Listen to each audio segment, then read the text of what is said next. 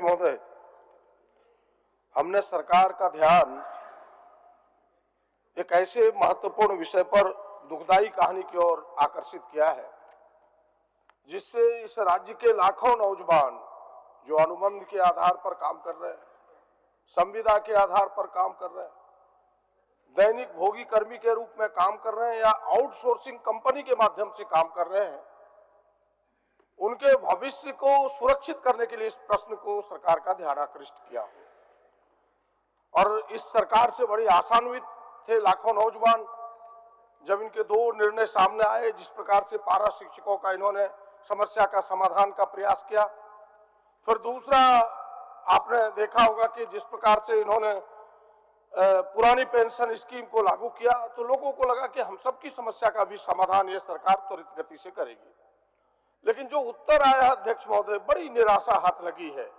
हमें लगता है कि यह उत्तर उन लोगों के आशा में पानी फिरा है और यह उत्तर उनके भविष्य को सुरक्षित करने के लिए नहीं है। अब इस उत्तर के सापेक्ष में मैं उन प्रश्नों को रखता हूं।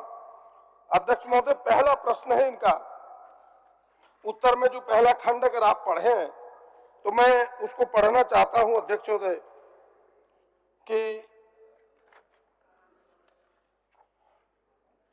उच्चतम न्यायालय का यह न्यायादेश, उच्चतम न्यायालय का न्यायादेश यह आदेश समान काम का समान वेतन अन्य राज्यों के मामले को लेकर है।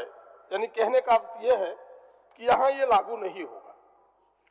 लेकिन मैं संविधान के 141 और 142 के अनुच्छेद को पढ़ना चाहता हूं आपके सामने और सरकार का ध्यान आकृष्ट करना चाहता हूं कि यह यहां लागू है। और 141 क्या कहता है अध्यक्ष महोदय, वो मैं पढ़ना चाहता हूं। 141 ये है संविधान article 141, law declared by Supreme Court to be binding on all courts. इसके पहले हेडिंग ये है और फिर आगे लिखता है आर्टिकल कि the law declared by the supreme court shall be binding on all courts within the territory of India।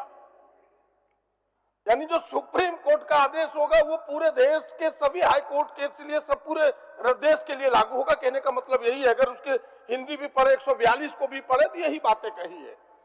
फिर सरकार का यह उत्तर आना कि भाई मेरे लिए बाध्यकारी नहीं है, हमें लगता है कि भ्रामक है, सरकार को इस पर विचार करना चाहिए। पहला प्रश्न मेरा यह है कि सरकार बताए कि जब सुप्रीम कोर्ट ने यह आदेश दिया है कि भाई समान काम के लिए समान वेतन लागू होगा, तो फिर इस प्रकार का उत्तर सरकार के सामने क्यों सदन में आया है, इसका उत्तर मैं चाहता हूं। माननीय मंत्री जी।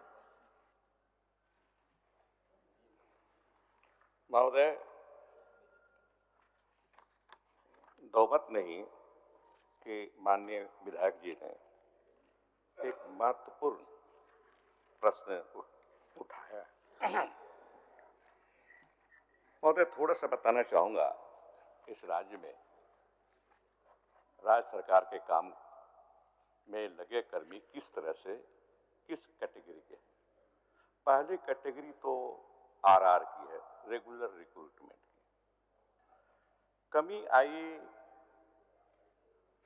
झारखंड गठन के बाद सरकार को, तो एक आदेश निकाला गया जहां जरूरत हो वहां सैंक्शन पोस्ट पर कॉन्ट्रैक्ट में नियुक्ति की जाए। 1 साल के लिए जरूरत हो तो उसको बढ़ाया जाए, अगले साल के लिए 3 साल तक बढ़ाया जाए। लेकिन इसी मध्य रिक्रूटमेंट हो ताकि रोजगार के बाजार में योग्य युवा जो हैं उनको मौका मिले नौकरी का। ऐसा नहीं हो पाया। सिद्धांत यही है। और रेगुलर रिक्रूटमेंट में जिस माननीय सदस्य जिस कोर्ट का, सुप्रीम कोर्ट का उदाहरण दे रहे हैं, सुप्रीम कोर्ट तो एक फिलोसफर भी है अपने आप में, फिलोसफी के दर्शन की भी बात करता है। ओपनिंग सेंटेंस क्या है? Public employment in a sovereign socialist secular democratic republic has to be as set down by the constitution and the laws made thereunder our constitution scheme envisages employment by the government and its instrumentalities on the basis of a procedure established in that behalf.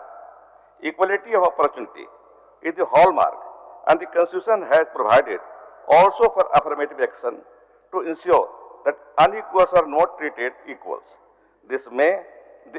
Any public employment has to be in terms of the constitutional schemes. मतलब ये हुआ कि employment बराबर regular recruitment marks पास होना चाहिए। ये temporary व्यवस्था हो सकता है कॉन्ट्रैक्ट के आधार पर, टेम्पररी व्यवस्था है, लेकिन उसको भी भरा जाना चाहिए। व्यवस्था इसी जजमेंट में लिखा हुआ है कि अगर जरूरत पड़े तो जब रेगुलर रिक्रूटमेंट में जाइए तो कॉन्ट्रैक्ट के लोगों को वेटेज दीजिए, वेटेज के मार्फत से वो आ सकते हैं रेगुलर रिक्रूटमेंट में। व्यवस्था ये यही है महोदय। अब यहाँ ये है कि जरूरत पड़ी सरकार को तो 2002 में एक आदेश निकला सरकार का कि रिक्रूटमेंट करेंगे हम, ये कॉन्ट्रैक्ट में रखेंगे साल भर के लिए, 2 साल के लिए, 3 साल के लिए, और फिर उसको उसी मध्य में रिक्रूटमेंट करें, रेगुलर रिक्रूटमेंट आरआर के लिए जाएंगे। नहीं हुआ ऐसा, तो फिर जजमेंट आ गया सुप्रीम कोर्ट का, जिसका हम बोल रहे हैं 2006 में आया। उसमें बहुत से हाई कोर्ट ने निर्णय दिया था, उसी को लेते हुए सुप्रीम कोर्ट ने जजमेंट दिया, कहा कि 10 साल तक जो काम किए जजमेंट के समय ये लेकर के उनको नियमित किया जाए। ये इनको अनियमित कहा जाता है, इलीगल नहीं लिखा।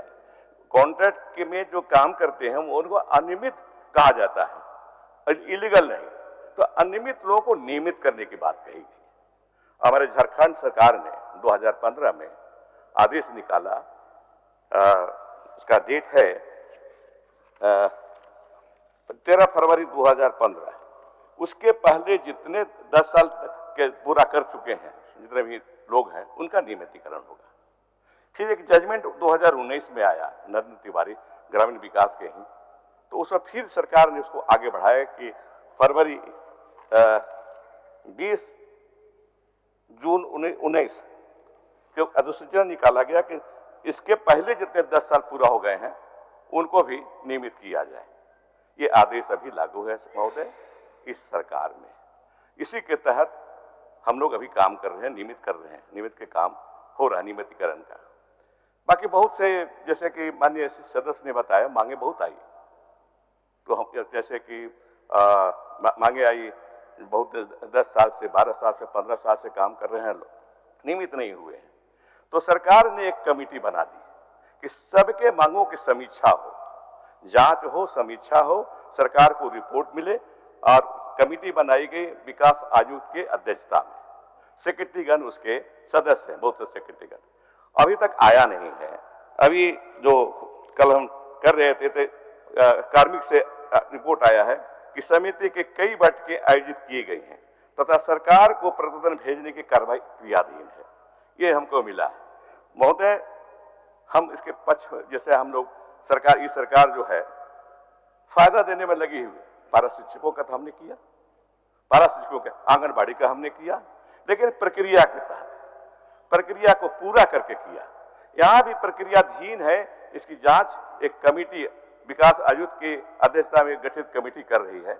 रिपोर्ट आ जाएगा, रिपोर्ट का रिकमेंडेशन जो होगा उसके अनुसार सरकार काम करने को तैयार है। माननीय सदस्य। बिल्कुल मंत्री जी, जिस तरह से मैंने बड़ी शालीन होकर आपकी पूरे विचारों को सुना है, आप भी मेरी बातों को सुने, वही जिस ऑर्डर का, जिस सुप्रीम कोर्ट के ऑर्डर का आप जिक्र कर रहे हैं, उसने पहला मोटी लाइन कहा है कि इक्वालिटी। जब उस बात को उन्होंने कही है, भाई तो आप यानी समान काम के लिए पूरी अगर पढ़ेंगे तो कहा है कि भाई जो सेम वर्क होगा, चाहे वो परमानेंट हो, टेम्पोररी हो, संविदा पर हो, आपको मानदेय उतना ही देना है। हम स्थायीकरण की बात नहीं कर रहे हैं। जब उस काम को हम कर रहे हैं कि हम अगर एजुकेशन दे रहे हैं, जैसे पॉलिटेक्निक की बात में एक उदाहरण आपके सामने पेश करता हूं। जैसे पॉलिटेक्निक में अस्थायी प्रोफेसर है, उनको 1,32,000 पर मंथ मिलता है। जो दैनिक है यानी अनुबंध के आधार पर जो बहाल है, लगभग 19 ही अब बचे हैं इस राज्य में, उनको लगभग 70 से 80 हजार मिलता है, 70,000 लगभग मिलता है। और जो दैनिक भोगी है, जो घंटी आधारित है, उन्हें 25,000 भी नहीं मिलता। इक्वलिटी यहां होनी चाहिए कि जब हम एक ही काम कर रहे हैं अध्यक्ष महोदय, हम भी पढ़ा रहे हैं, आप भी पढ़ा रहे हो, अध्यक्ष जी भी पढ़ा रहे हैं, उसी काम को कर रहे हैं, अस्थायी की बात तो बाद में करेंगे। हम कह रहे हैं कि हमको ये सामान्य सुविधाएं मिलनी चाहिए, आप उस पर क्यों नहीं गौर करते? उस आदेश में ये बातें हैं और उस ओर मैं जोर कर रहा हूं कि चाहे वो किसी क्षेत्र में काम करने वाले लोग हो, आप इस पर सरकार का प्रयास होना चाहिए। पहला मेरा ये है अध्यक्ष महोदय। और दूसरा कि भाई आप स्वयं सरकार एहसास करती है कि नहीं कि पूरे राज्य में जो छात्र हैं, जो 16 साल 17 साल आपको सेवा दी, पूरी जवानी उनकी चली गई, उनके उम्र चले गए, और एक वेग आप निकाल करके जो ई मैनेजर्स लोग हैं आपने घर में बिठा दिया। एक कहानी नहीं, कई कहानियां ऐसी है। भाई आप घर में बिठा दिए, वो बेचारा क्या करेगा, कहां भीख मांगेगा कटोरा लेके? जरा हमें सरकार बताए कि उसके भविष्य के साथ किसने खिलवाड़ किया। वो मजबूरी में आपके यहां आ गया काम करने के लिए, और आपने उस मजबूरी का फायदा उठा करके उसका शोषण करके फिर दूध में मक्खी जैसे उठा के फेंका जाता है उस तरह आपने फेंक दिया। एक कहानी नहीं अध्यक्ष महोदय, अनेकों कहानियां। आपको यह भी पता है अध्यक्ष महोदय कि यह जो अभी आउटसोर्सिंग आई है, यह तो शोषण का सबसे बड़ा जरिया है। एक एक सदस्य इसमें कहेंगे पैसे लिए जाते हैं अध्यक्ष महोदय। मेरे पास 4 FIR है, गोड्डा के 2 FIR है, और हरित फाउंडेशन का एक आउटसोर्सिंग समग्र शिक्षा अभियान में जिसको शिक्षक बहाली 35 शिक्षकों की बहाली कंप्यूटर शिक्षक की दी गई थी। मैं इसलिए जिक्र करना चाह रहा हूं कि ताकि समग्रता से इस पर विचार हो सके। अध्यक्ष महोदय वेतन देगा उनको 8,000, वसूली किया गया बहाली के पहले 35,000, और पैसे लिए गए ऑनलाइन घूस के पैसे, उसके प्रमाण है मेरे पास। घूस के पैसे 35,000 करके ऑनलाइन लिए गए। जब मेरे संज्ञान में आया तो हमने FIR करा, और FIR की कॉपी आपको भी देता हूं, मंत्री जी को भी अध्ययन के लिए दूंगा अध्यक्ष महोदय, कि आप देखें इस प्रकार से शोषण हो रहा। और अध्यक्ष महोदय उससे भी आश्चर्य आपको तब लगेगा कि जब उन्होंने 9 महीने काम किए, उनके वेतन नहीं मिले आज तक, तब वो मेरे पास लड़के आए कि हमने पैसे देके बहाली की और आज तक मेरे मानदेय भी नहीं मिला। ये कहानी है अध्यक्ष महोदय। इसलिए मैंने कहा कि यह दुख भरी कहानी है। ये हमारे बच्चे के साथ भी हो सकता है, आपके बच्चे के भी साथ हो सकता है, और सरकार है तो झारखंड के जितने बच्चे सब आपके बच्चे हैं। आए उनकी सुरक्षा, उनके भविष्य की सुरक्षा करना सरकार का दायित्व बनता है, सरकार का कर्तव्य बनता है। इसलिए इस हम प्रश्न को लाया है। और बस एक ही प्रश्न है मेरा कि सरकार हमें बताए कि भाई आपकी समिति बनी, जिस लेटर का हवाला दे रहे अध्यक्ष महोदय, वो लेटर भी मेरे पास है कि 4,569 जो 2002 की आप बात कर रहे हैं, उस लेटर के आधार पर जिनकी बहाली हुई है उस पर भी असमानता है। जो कंप्यूटर ऑपरेटर है आपके सचिवालय को, उन्हें 7वें वेतन का आपने वेतनमान दे दिया, और जो अन्य लोग हैं जैसे MPW में काम करने वाले लोग, उसी लेटर के आधार पर बहाली हुआ, उसको आपने वो मानदेय और वो वेतनमान नहीं दिया। इसमें भी डिफरेंसेस है। आप किसकी बात कर रहे हैं? हम तो कह रहे हैं कि पग पग पर असमानता है, कदम कदम पर डिफरेंसेस है। हम उस डिफरेंसेस को खत्म करना चाहते हैं, उस अंतर को समाप्त करना चाहते हैं, और सरकार को हमें यह बताए। और इतना ही नहीं अध्यक्ष महोदय, जिस समिति की बात कर रहे हैं वह समिति बनी है, मुझे पता है। समिति समग्रता से विचार करे इन सारे बिंदुओं पर। और मेरे पास भी जब हमने कल अपने व्हाट्सएप से, अपने फेसबुक से छोड़ा, हजारों लड़कों ने अपनी समस्या को मेरे सामने भी दिया, मेरे हाथ में एक एक पन्ने लोगों ने भेजा। यह समस्या छोटी मोटी नहीं है। सरकार केवल उत्तर देके अपनी पीठ नहीं थपथपा सकती है, सरकार को उसके समाधान के ठोस रास्ते निकालने होंगे। ये इसका उत्तर होगा अध्यक्ष महोदय, और यही उत्तर लेने के लिए मैं यहां खड़ा हुआ हूं। इसके समाधान के उत्तर क्या है सरकार के पास, ये हमें बताए। इतना ही मेरा प्रश्न है। चलिए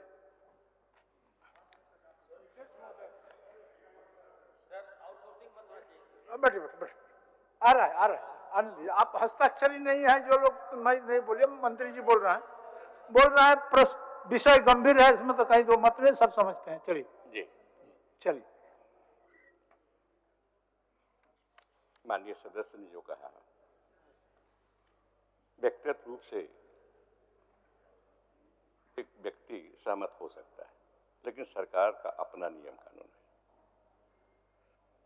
समान वेतन इसलिए नहीं मिलता है कि जो नियमित ढंग से कर्मचारी नियुक्त होते हैं वो ओपन बाजार से दिए जाते हैं। ओपन बाजार से ऐड निकलता है, विज्ञापन निकलता है, सभी अभ्यर्थी अपना आवेदन देते हैं, परीक्षाओं का आयोजन किया जाता है, परीक्षा देते हैं, कम ही सिलेक्ट होते हैं, ज़्यादा रिजेक्ट हो जाते हैं और तब नियुक्ति उनकी होती है। नियुक्ति के बाद ट्रेनिंग में भेजा जाता है, ट्रेनिंग के बाद कन्फर्मेशन होता है, ट्रेनिंग के बाद वो सरकारी नौकरी में एक तरह से अस्थायी है जब तक उनका कन्फर्मेशन नहीं हो जाए। और इक्वल अपॉर्चुनिटी सबको मिलता है, पूरे राज्य पूरे देश के लोगों नागरिकों को इक्वल अपॉर्चुनिटी, बराबर अपॉर्चुनिटी जो संविधान कहता है वो मिलता है। कॉन्ट्रैक्ट में क्या होता है, या फिर कहें इसमें आउटसोर्सिंग में क्या होता है, ओपन तो नहीं है, वो तो चुने हुए एक कमेटी बैठी है, कुछ लोग आए, इंटरव्यू दिया गया, रख लिया गया। उनका क्या दोष होगा, सरकार सोचती है, वो मैं कह रहा हूं। व्यक्ति के रूप में क्या सोच होगी तो मैं पहले कह दिया, सरकार के सोच में संविधान को लेकर चलना पड़ता है। कॉन्ट्रैक्ट में लिया हम एक मालिक कंप्यूटर ये ट्रेंड आदमी को लेना है हमको, कितने लोग आते हैं, 10, 20, 100, 50, 60, बहुत से लोग कंप्यूटर जानते हैं, नहीं आते हैं। उन्हीं में से कमेटी जो है, राज्य कमेटी या क्षेत्रीय कमेटी चुनती है। तो इक्वल अपॉर्चुनिटी नहीं मिला, और पढ़े लिखे उस विषय को पढ़े लिखे लोगों को इक्वल अपॉर्चुनिटी मिलता है। इसी सिद्धांत के आधार पर इक्वल पे नहीं दिया जाता है। मूल वेतन प्लस डीए मिल जाता है उनको, यहां भी सरकार दे रही है, यहां भी सरकार दे रही है। अभी हाल में ही ऐसे लोगों को 196% महंगाई दिया गया है इस राज्य में। तो वैसी बात नहीं है, इक्वल पे नहीं मिलता, आज से नहीं है, इस राज्य में नहीं है, शुरू से। मैं तो नौकरी किया हूं, बिहार के दिनों से देख रहा हूं। जो टेम्पररी होते हैं उनको नहीं, बराबर सैलरी नहीं मिलती, बराबर वेतन नहीं मिलता। ये मैं बताना चाहता हूं महोदय, आपके निर्णय से पूरे सदन को इसमें अंतर समझे। हम लोग सरकार चलाते, आप भी सरकार चलाएं, हम भी सरकार चला रहे हैं, हम लोग भी चला रहे हैं। सरकार का ही नियम है, एक नियम है और संविधान पर आधारित है, इक्वल पे नहीं दे सकते हम। बात रही कमेटी की, जैसा कहा कि कई बैठकें हो चुकी है, मामला रेफर किया है, तुमको विश्वास करना चाहिए। उस कमेटी का रिपोर्ट आने तक, कमेटी का रिपोर्ट आएगा, सरकार उसमें अध्ययन करेगी, मनन करेगी, फैसला लेगी। तो हो सकता है जो माननीय सदस्य कह रहे हैं उसमें, उस फैसले में समाहित हो जाएगा। धन्यवाद। तो सरकार के जो उत्तर है उसी से प्रश्न अपने आप में उठता है कि सरकार कह रही है कि यह जो बहालियां है यह संवैधानिक नहीं है। सरकार जो परमानेंट बहाली करती है केवल वही संवैधानिक और वही वैध है, यानी ये सारी बहालियां अवैध है, सरकार का मानना यही है। तो फिर इन अवैध बहालियों को वैध बनाने के लिए सरकार क्यों नहीं विस्तार से, क्यों हड़बड़ी में जरूरत की चीजों को पूरा करने के लिए करती है? मेरा प्रश्न यहां खड़ा है कि भाई आपकी जरूरत हो गई तो फिर आप बाजार से जैसे तैसे लोगों को क्यों ले रहे हैं? थोड़ी देर हो जाए, लेकिन आप वैध तरीके से ही सबको ओपन अपॉर्चुनिटी दीजिए, और उसी में से अगर आपको टेम्पोररी ही करना है तो टेम्पोररी कीजिए, उतना मान दे दीजिए। कौन रोकता है? इस अवैध, यह जो अवैध धंधा है, इस अवैध धंधे पर लगाम लगाने की आवश्यकता है। मेरा सुझाव सरकार को ये होगा कि ये अवैध, अगर सरकार खुद अवैध मानती है, इसे वैध नहीं मानती, संविधान के अनुकूल नहीं मानती, तो आप फिर संविधान के अनुकूल काम करने से सरकार के हाथों को कौन रोका? जरा उस व्यक्ति का नाम बताया। हम सब तो नहीं रोके आपको। आप वैध कामों को कीजिए, इन बहालियों को वैध कराइए, और उसके वैध के लिए एक ही उपाय अध्यक्ष महोदय कि सब जो काम जिसको मिले, चाहे वो पढ़ाई के काम हो, कंप्यूटर ऑपरेटर के काम हो, आपको समान वेतन देना होगा और वैध बहाली करने का काम आपको प्रारंभ करना होगा। ये इसके निदान है अध्यक्ष महोदय। और जो शोषण हो रहा है अध्यक्ष महोदय, केवल अंतिम पंक्ति, बहुत लंबा नहीं खींचना चाहता, केवल अंतिम पंक्ति कि जो शोषण हो रहे हैं ये आउटसोर्सिंग कंपनी, उस पर तो आप लगाम लगाइए। जो मैं आपके संज्ञान में दे रहा हूं, आपके भी शिकायत आए होंगे आपके पास भी, ये सारे लोग वसूली करते हैं और ये अनुबंध कर्मी रखने में भी वसूली होता है। ये सारी चीजें बंद होनी चाहिए। मुझे सरकार पर विश्वास है, लेकिन विश्वास रखते हुए इतना ही कहूंगा कि जितनी बातें सामने आई है सब पर विचार करे। अगर टेम्पोररी ही रोकना है तो उसके अस्थायी निदान करे और समिति जल्दी रिपोर्ट करे। 3 साल बीत गए, आपकी समिति कब बनी? बनने के हमको लगता है 2 साल हो गए समिति बनने का। 2 साल में आपकी समिति रिपोर्ट गंभीरता नहीं दिखा रही है। समिति जल्दी अध्ययन करके रिपोर्ट करे और इसका निदान करे, ताकि भिन्न भिन्न विभागों में, चाहे स्वास्थ्य विभाग हो, शिक्षा विभाग हो, बिजली विभाग हो, कल्याण हो, ग्रामीण विकास हो, तमाम विभागों में काम करने वाले अनुबंध हो, चाहे दैनिक भोगी हो, चाहे आउटसोर्सिंग के माध्यम से हो, जिस प्रकार से भी लोग हो, उनकी समस्याओं का निदान कीजिए। इसी आग्रह के साथ मुझे यकीन है कि आप निदान करें, वरना यह प्रश्न जीवित रहेगा तो फिर से यह प्रश्न उठता रहेगा। इसको कहीं न कहीं फुल स्टॉप दीजिए, कोमा लगा के मत छोड़िए। इतना ही मेरा आग्रह है।